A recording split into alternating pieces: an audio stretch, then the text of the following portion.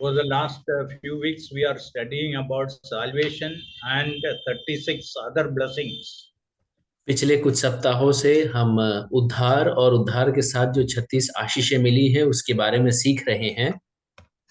When we just open our heart and received Christ as our Savior, not only God gave us salvation, along with that, He gave us 36 other blessings. जब हमने अपने हृदय को खोल करके प्रभु यीशु मसीह को उद्धारकर्ता के रूप में ग्रहण किया, तो सिर्फ हमें उद्धार ही नहीं परंतु उसके साथ 36 और आशीषें मिली है। Last week we just saw one blessing, that is God became our Father. पिछले सप्ताह हमने सिर्फ एक आशीष देखा, वो ये था कि परमेश्वर हमारा पिता बन गया है। How great is our heavenly Father? हमारा स्वर्गीय पिता कितना महान है। How great. So today we are going to see 5 more blessings. आज हम 5 और आशीषों को देखने वाले हैं।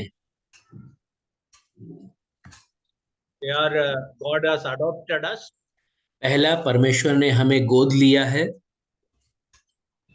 Then God has justified us. दूसरा, परमेश्वर ने हमें दोष मुक्त किया है। Then God has sanctified us. उसके बाद परमेश्वर ने हमें हमारा पवित्रीकरण किया है। Then God redeemed us. परमेश्वर ने हमें छुटकारा दिया है। Then God reconciled us. और परमेश्वर ने हमारे साथ मिलाप किया है।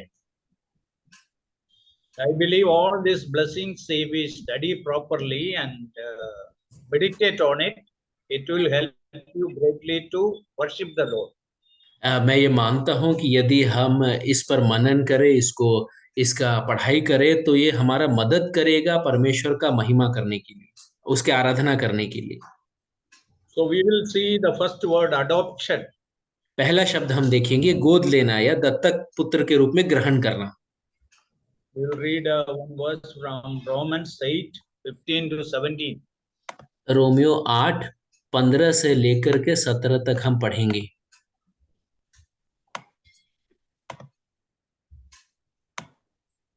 क्योंकि तुमको yes uncle, please uncle. You have not received the spirit of bondage again to fear, but you have received the spirit of adoption, whereby we cry, Abba, Father. The Spirit itself bears witness with our spirit that we are the children of God. And if children, then heirs, heirs of God, and joint heirs with Christ. So we that we suffer with Him, we may be also glorified together. क्योंकि तुमको दासत्व की आत्मा नहीं मिली कि फिर भयभीत हो, परंतु लेपालकपन की आत्मा मिली है, जिससे हम हे अब्बा, हे पिता कहकर पुकारते हैं।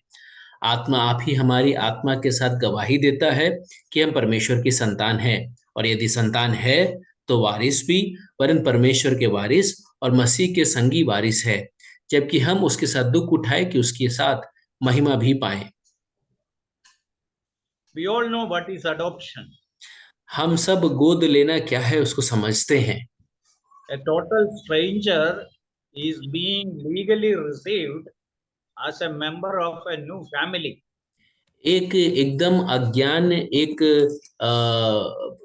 मनुष्य को कानून के तहत परिवार में ग्रहण कर लिया जाना।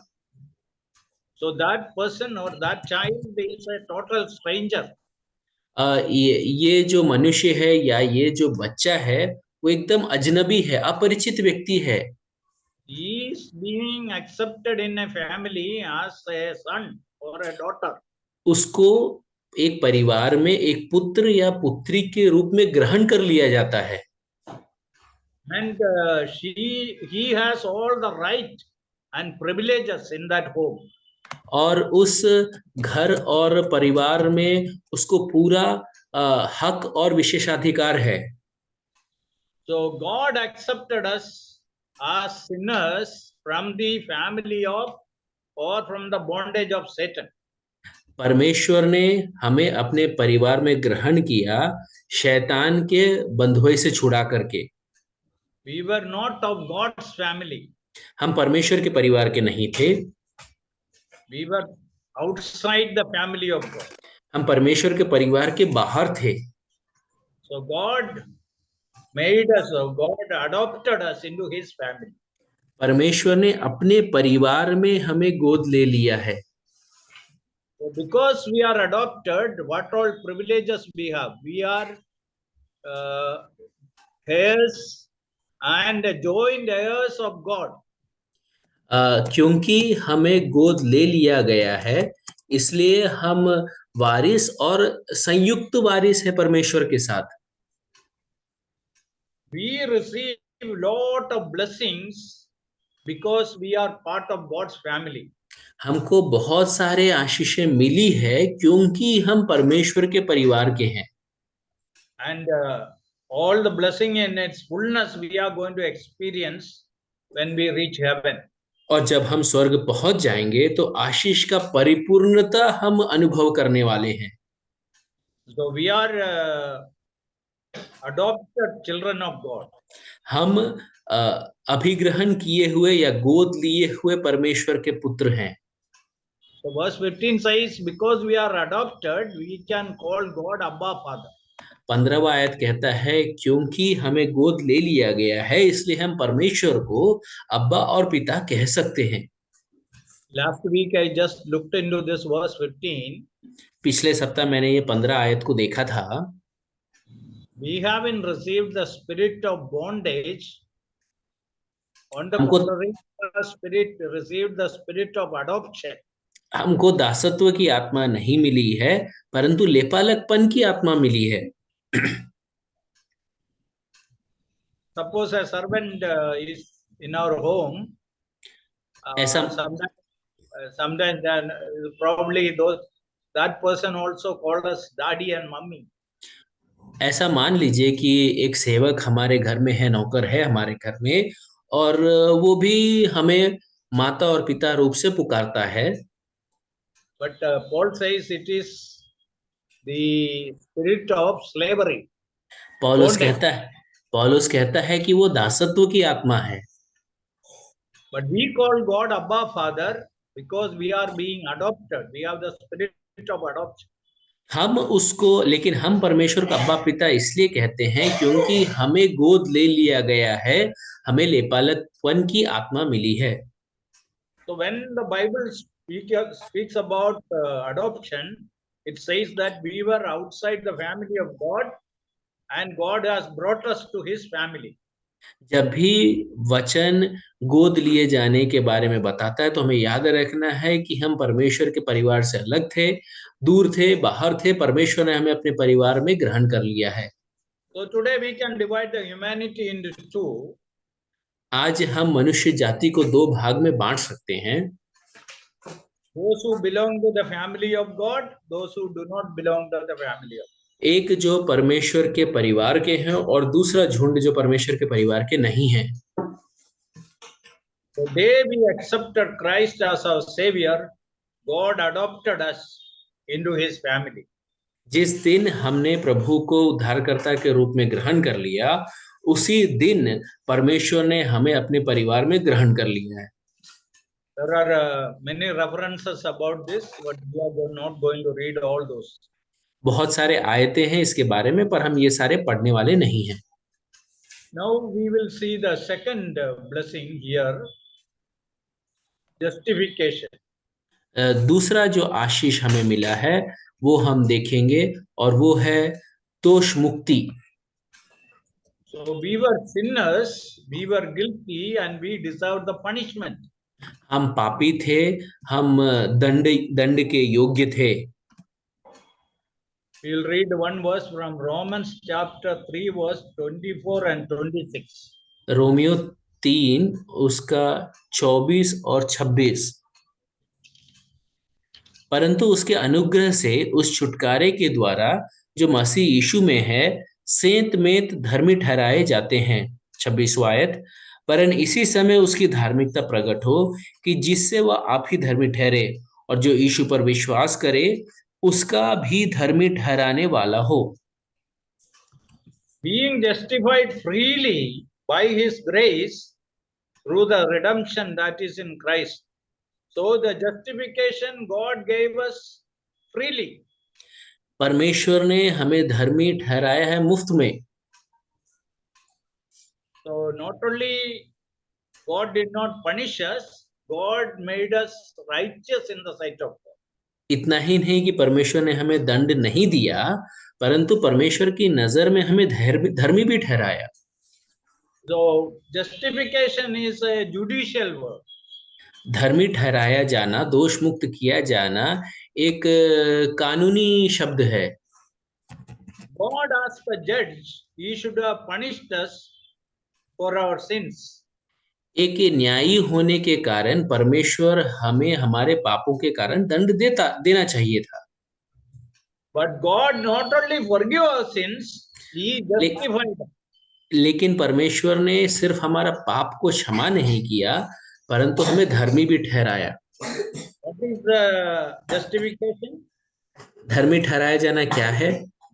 Seeing us as if we have never sinned. ऐसा बताया जाना है कि हमने कभी पाप ही नहीं किया है। God is seeing us as if we have never sinned. परमेश्वर हमें इस प्रकार से देखता है कि हमने कभी पाप किया ही नहीं है। How can God see us like that? परमेश्वर हमें ऐसे कैसे देख सकता है? We are placed in Christ. हम मसीह में रखे गए हैं। Now God is seeing us through Christ, and God sees us as if we have never sinned. और परमेश्वर क्योंकि अपने पुत्र से हमें देखता है, तो वो ऐसा देखता है कि हमने कभी पाप किया ही नहीं है। So God has put His righteousness on us. परमेश्वर ने अपनी धार्मिकता हमारे ऊपर रख दिया है। Here the problem, we were sinners.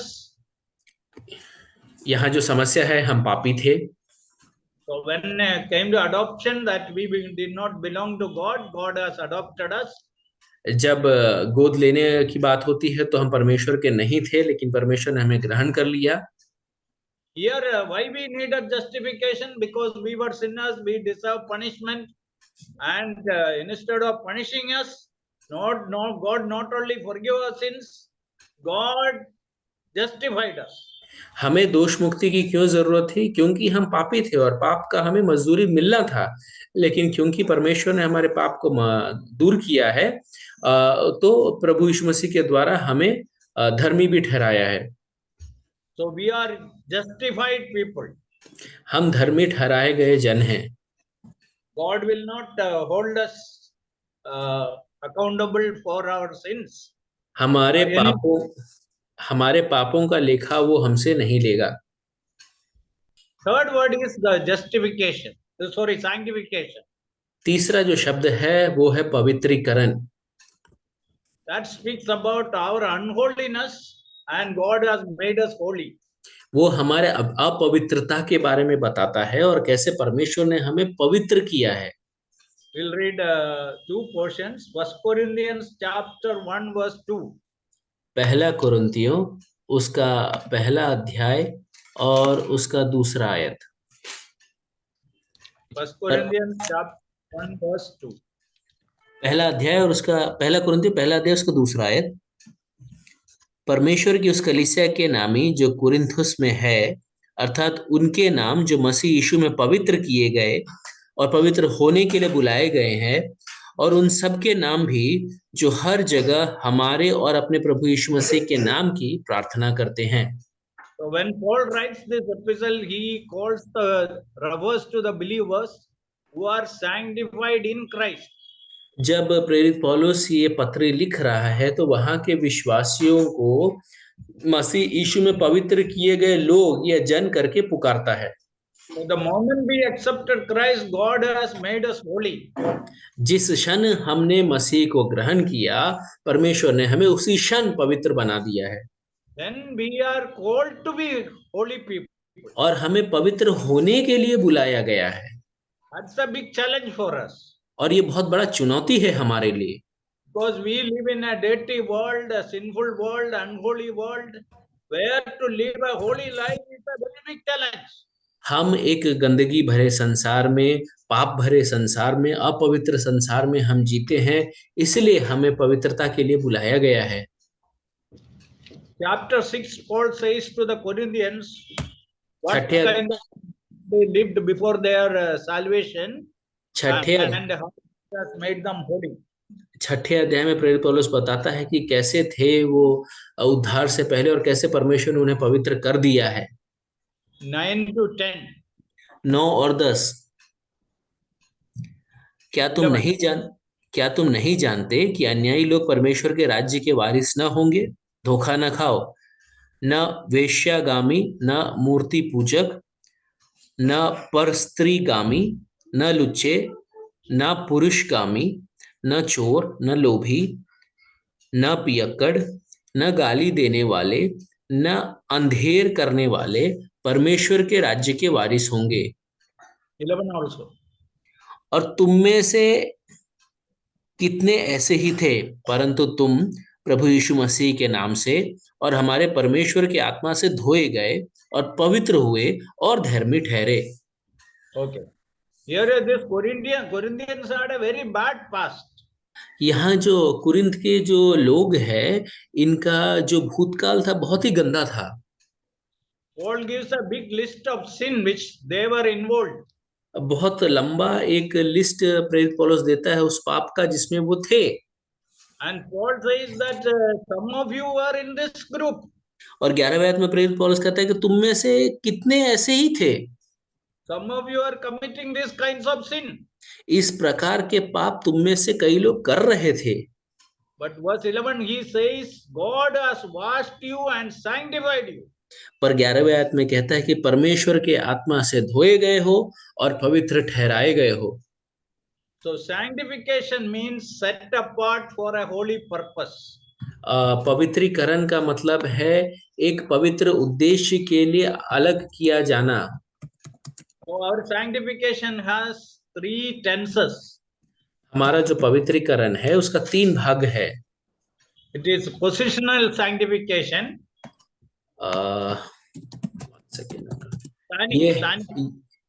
ये है स्थानीय पवित्रता। Then practical sanctification. दूसरा है व्यवहारिक पवित्रीकरण।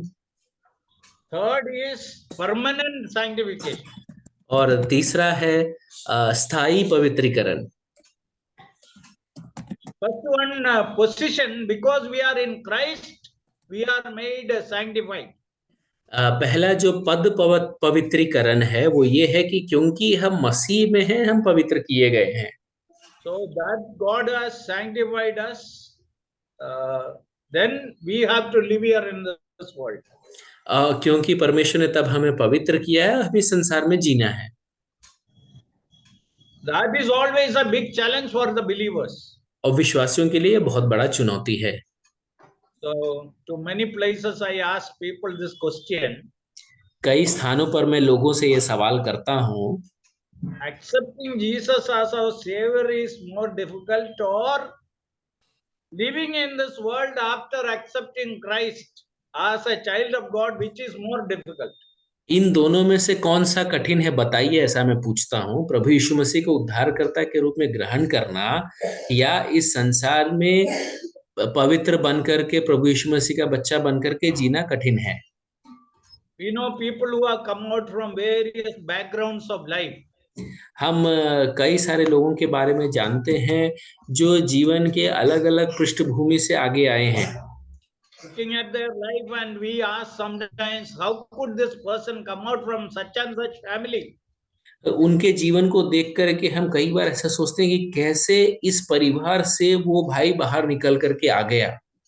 For example, Sadhu Sundara Singh, Bhakt Singh, and there are many people like that. उदाहरण के लिए साधु सुंदर सिंह, भक्त सिंह, ऐसे बहुत सारे लोग हैं। Though it was very difficult for them, they took that bold step of receiving Christ and getting salvation. भले ही उनके लिए वो बहुत कठिन था, लेकिन उन्होंने बड़ा हिम्मत करके अपने कदम को बढ़ाया और उद्धार को ग्रहण किया। Even an ordinary Christian also, when he accepts Christ, he has to leave many things and receive Christ as his Savior. एक साधारण मसीही भी जब प्रभु यीशु मसीह को ग्रहण करता है उसको भी बहुत सारे चीजों को छोड़ करके आगे बढ़ना पड़ता है, Because from that day onwards, he has to live under the lordship of Christ. उस दिन से लेकर के उसको मसीह के प्रभुत्व के अधीन में रहना है। And that Christian life, after accepting Christ, living for Christ in this world is always a difficult thing. और वो मसीह जीवन, मसीह को उद्धारकर्ता के रूप में ग्रहण करने के बाद का जो जीवन है वो हमेशा एक कठिन जीवन है। There are two problems. दो समस्या है। We live in this unredeemed body. हम इस छुटकारा नहीं पाए हुए शरीर में रहते हैं। So this body will have its own pulling towards the world. तो ये जो शरीर है उसका खिंचाव हमेशा संसार के प्रति होगा। Secondly, we live in this corrupt world. दूसरा है हम एक भ्रष्ट संसार में जीते हैं। What all we hear, see, it is not going to help us in any way in our spiritual life. On the contrary, it is going to harm our Christian life. जो कुछ भी हम देखते हैं, जो कुछ भी हम सुनते हैं, वो हमारे मसीही जीवन को आगे नहीं बढ़ाएगा, उल्टा हमारे मसीही जीवन को बर्बाद कर सकता है। But we can receive so much grace every day from the Lord and live a successful life. लेकिन हम हर दिन परमेश्वर से अनुग्रह को प्राप्त करके एक सफल जीवन जी सकते हैं। So that is called practical sanctification. उसको व्यवहारिक पवित्रता कहा गया है। Nobody can say that in any point of time I am completely perfect. कोई भी ऐसा नहीं कह सकता कि किसी भी क्षण में मैं पूर्णतः सिद्ध हूँ। Nobody can reach 100% perfection as long as we are here in this world. कोई भी 100% सिद्ध नहीं हो सकता है जब तक कि हम इस संसार में हैं। Then there is a permanent, perfect sanctification, that when we leave this world, we go to the presence of God, we will experience perfect holiness or perfect sanctification. हम जब प्रभु के उपस्थिति में चले जाएंगे, उस क्षण हम पूर्ण पवित्रीकरण को पाएंगे। There are references here, but I don't want to read all those references. इसके भी वाक्य है, लेकिन मैं वो सारे पढ़ना नहीं चाह रहा हूँ। But we will read 2 verses to understand what is this perfect sanctification. 2 आयतों को हम पढ़ेंगे, ये जो सिद्ध पवित्रीकरण है इसको समझने के लिए। Ephesians chapter 5 verse 27. इफिसियों 5 का 27।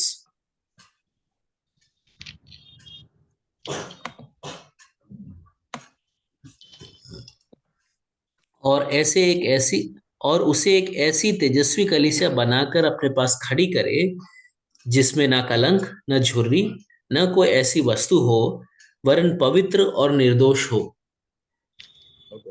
पवित्र और निर्दोष कलीसिया उनके सामने he want to present us as a perfect and holy church.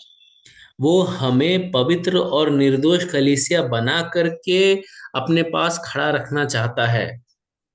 Whenever we say the church, we should know that it is the gathering of all the born again believers. जब भी हम कलीसिया कहते हैं तो विश्वास या उद्धार पाए हुए विश्वासियों का इकट्ठा होने को कलीसिया कहा गया है। On the day of Pentecost, the church started. पेंतेकोस्त के दिवस वो कलीसिया का शुरुआत हुआ।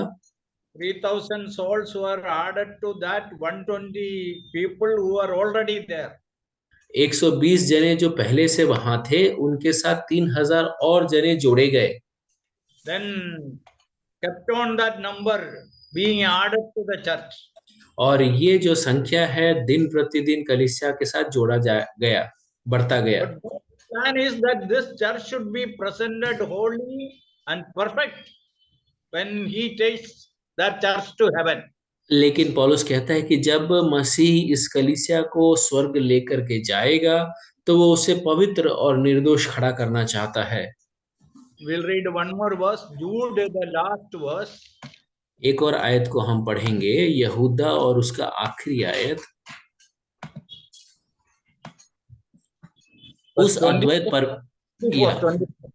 24वां आयत, और जो तुम्हें ठोकर खाने से बचा सकता है और अपनी महिमा की भरपूरी के सामने मगन और निर्दोष करके खड़ा कर सकता है। Okay. Present you faultless in his presence with exceeding joy. Faultless. जो तुम्हें ठोकर खाने से बचा सकता है और अपनी महिमा की भरपूरी के सामने मगन और निर्दोष करके खड़ा कर सकता है। So there only we will experience the perfect sanctification. वहीं पर हम पूर्ण पवित्रीकरण को अनुभव करेंगे। So, but every day as a child of God, we should try to make ourselves holy in this unholy world. हर दिन परमेश्वर के संतान होने के कारण इस अपवित्र संसार में पवित्र बनने का पूर्ण कोशिश हमें करना चाहिए। And this is not an easy thing. और ये आसान बात नहीं है। Reading Bible and praying may be little more easier than making ourselves sanctified every day in this world. Bible पढ़ना, प्रार्थना करने से भी कठिन है अपने आप को इस संसार में पवित्र रखना। Because what all we see, what all we hear, what all people we come across, there are lot of things which can affect our sanctified life. हम जो देखते हैं, जो हम सुन रहे हैं, हमारे आसपास जो लोग कर रहे हैं, ये सब का हमारे पवित्र जीवन पर असर हो सकता है। So God has sanctified us so that we may live a holy life, a sanctified life in this world. परमेश्वर ने हमें पवित्र किया है ताकि हम एक पवित्र जीवन इस संसार में जी सके। So we have to live in this unholy world a holy life. इस अपवित्र संसार में हमें एक पवित्र जीवन जीना है। Now we will see the fourth word. चौथा शब्द को हम देखेंगे। That word is redemption. और वो है मोचन या छुटकारा या छुड़ाया जाना। And this deals with people who are under some other authority, under somebody else's control, is brought back. और ये बताता है कि हमारे ऊपर किसी और का अधिकार था, हमें वहां से छुड़ा करके लाया गया है। In Isaiah we read about Israel that they are God's redeemed people. यशायाह में हम इस्राएल के बारे में पढ़ते हैं कि इस्राएल यहोवा का छुड़ाया हुआ जन है। They were God's people in Egypt. वो परमेश्वर के जन थे, पर वो मिस्र में थे। They were under the control of Pharaoh. और फिरौन के कब्जे में थे। Pharaoh didn't want them to join Moses and go to the land of Canaan. फिरौन नहीं चाहता था कि वो मूसा के साथ जाए और कनान के देश में चले जाए। But finally God has delivered his people, redeemed his people. लेकिन आखिरकार परमेश्वर ने अपने जनों को छुड़ाया। People who are under somebody else's possession were released and delivered and brought back. लोग जो किसी और के अधीन में थे, उन्हें छुड़ा करके, छुटकारा दे करके वापस लाया गया। Sometimes paying a great price. कई बार बहुत बड़ा दाम चुकाकर। We'll read one verse in connection with two verses. 1 Peter 1:18. दो आयतों को पढ़ेंगे। पहला पतरस उसका 1:18। क्योंकि तुम जानते हो कि तुम्हारा निकम्मा चाल चलन जो बाप दादों से चला आता है, उससे तुम्हारा छुटकारा चांदी सोने अर्थात नाशवान वस्तुओं के द्वारा नहीं हुआ, 19 also. और निर्दोष और निष्कलंक मेमने अर्थात मसीह के बहुमूल्य लहू के द्वारा हुआ। So your conduct after the tradition of your fathers, from there the Lord redeemed you by his precious blood. तुम्हारा जो निकम्मा चाल चलन था, जो बाप दादों से चला आता था, उससे तुम्हारा छुटकारा प्रभु यीशु मसीह ने किया अपने बहुमूल्य लहू के द्वारा। We'll read one more verse, Revelation chapter 5. एक और आयत को पढ़ेंगे, प्रकाशित वाक्य उसका 5वां अध्याय।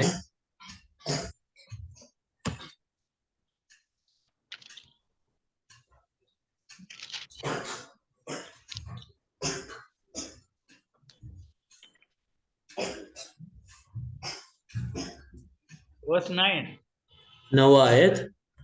और वे यह नया गीत गाने लगे कि तू इस पुस्तक को लेने और उसकी मुहरें खोलने के योग्य है, क्योंकि तूने वध होकर अपने लहू से हर एक कुल और भाषा और लोग और जाति में से परमेश्वर के लिए लोगों को मोल लिया है। Okay. And God has redeemed us from various languages, kindreds and tribe and people and nation by the blood of Jesus Christ. परमेश्वर ने हमें हर एक कुल से, भाषा और लोग और जाति से मोल लिया है प्रभु यीशु मसीह के लहू के द्वारा। Chapter 4 says we have to worship God because He is our creator. चौथा अध्याय हमें ये बताता है कि हमें परमेश्वर का आराधना करना है क्योंकि वो हमारा सृष्टिकर्ता है। Here people are worshiping God because God has created us, created everything. यहाँ पर लोग परमेश्वर की आराधना कर रहे हैं क्योंकि परमेश्वर ने सब कुछ को बनाया है। Chapter 4 verse 11 they say like this.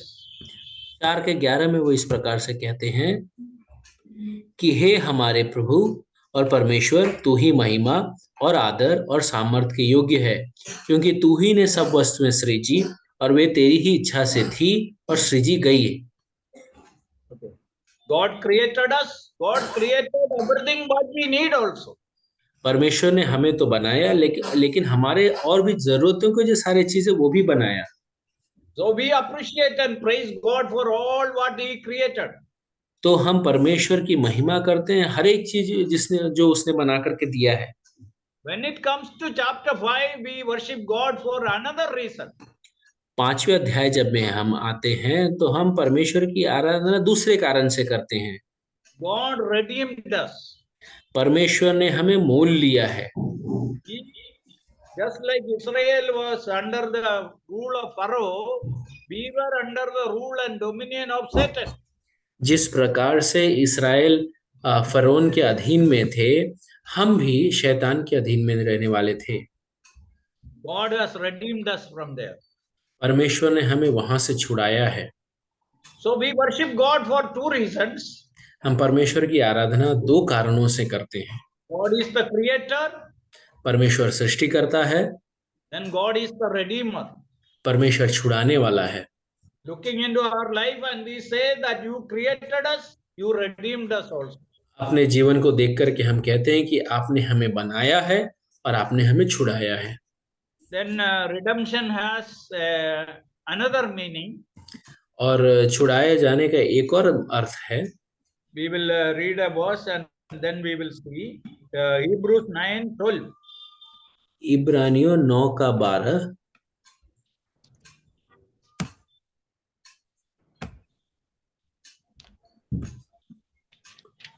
और बकरों और बछड़ों के लहू के द्वारा नहीं, पर अपने ही लहू के द्वारा एक ही बार पवित्र स्थान में प्रवेश किया और अनंत छुटकारा प्राप्त किया।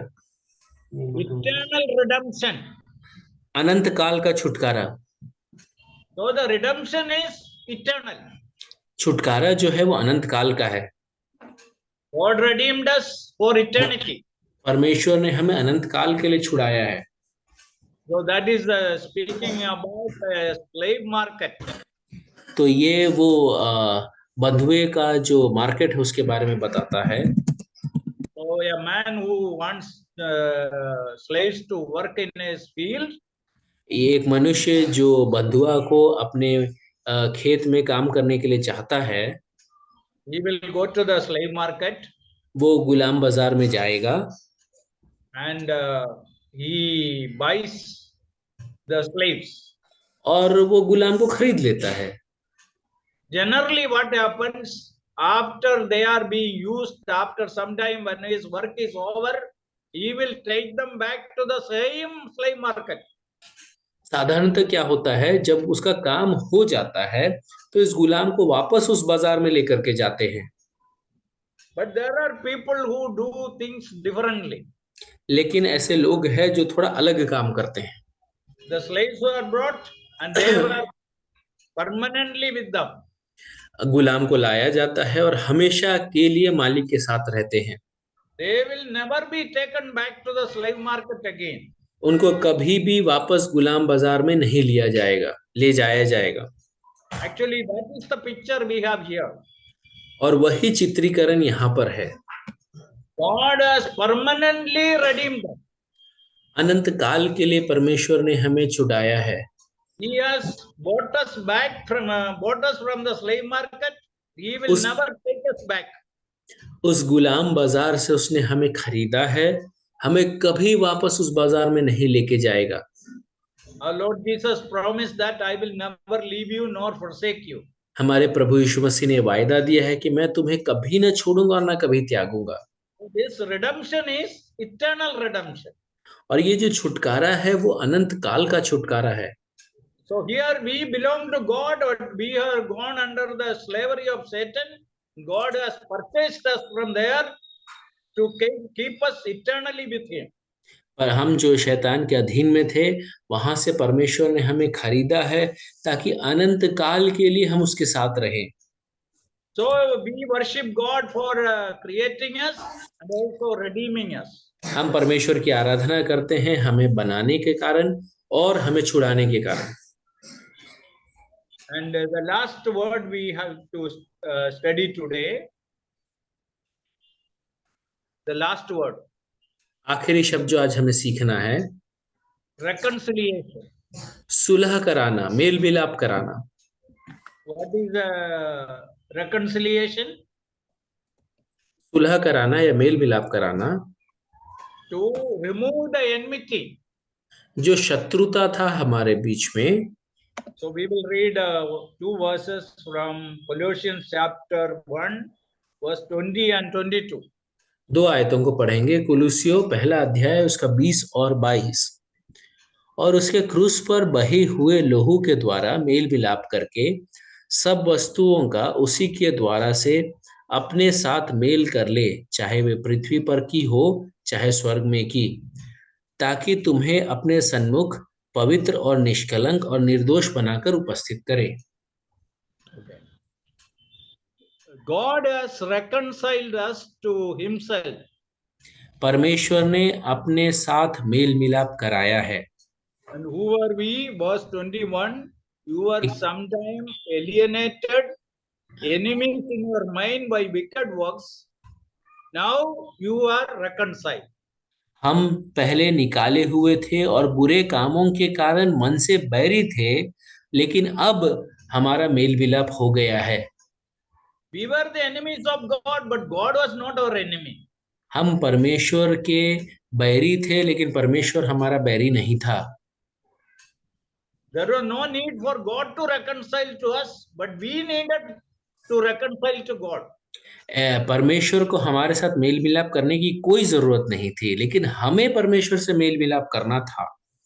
If you study, remember the story of the prodigal son, you will understand this.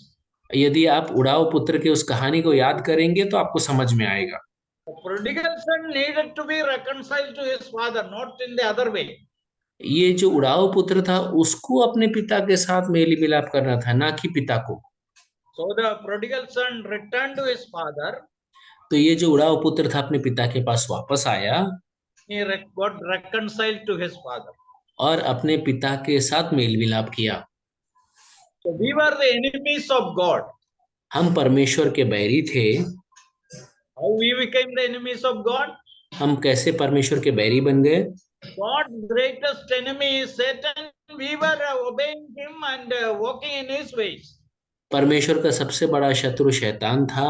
हम उसकी बातों को मानते थे और उसके पथ कमलों पर चल रहे थे। Anyone who is not listening to God and doing his will is doing the will of Satan, and he is an enemy of God. जो कोई भी परमेश्वर का वाणी नहीं सुनता वो परमेश्वर का बैरी है और परमेश्वर का शत्रु है। So when we came to Jesus, he तो removed that enmity and reconciled us to God.